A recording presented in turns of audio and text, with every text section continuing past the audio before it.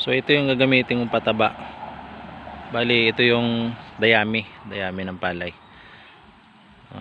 Maganda daw pataba to sa mga saging, lalo na sa lakatan. Medyo mahal kasi pag abono yung ginamit natin, kaya ito tatsagaan ko siyang hakutin. Yan.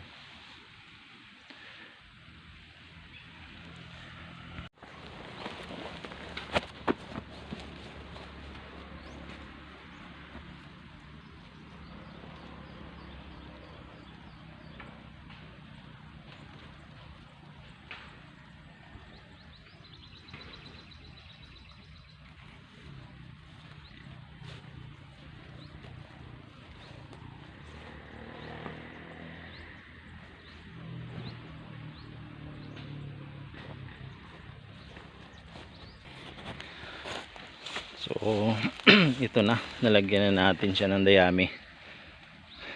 Bari may ilang puno pa na dalalagyan. Nakakapagod galing kasi ako dun sa baba.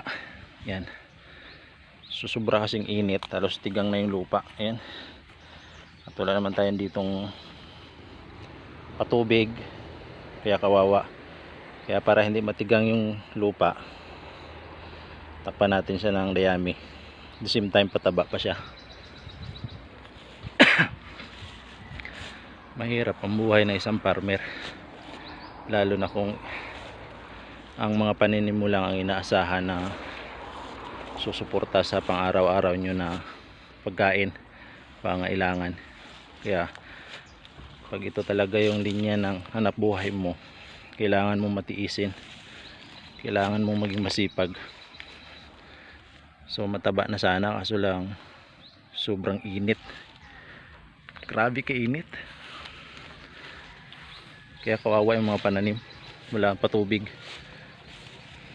Ang iba halos ayaw na lumaki dahil maliit pa lang, dinaanan ng matinding araw.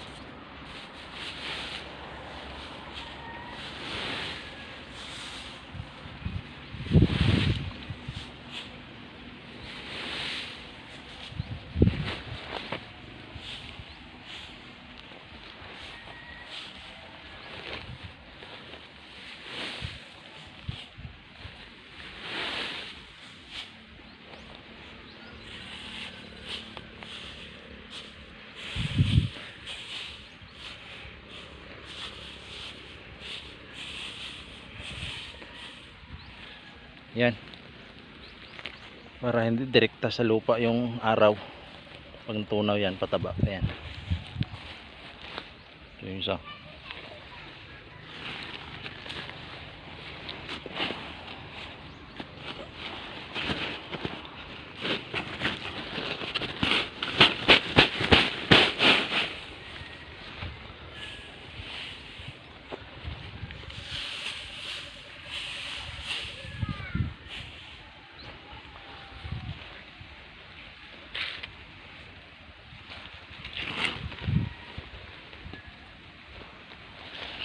Umulan lang ng isang araw, tataba sana uli ito. Kaso lang straight na halos 2 linggo na araw at sobra pa ng init.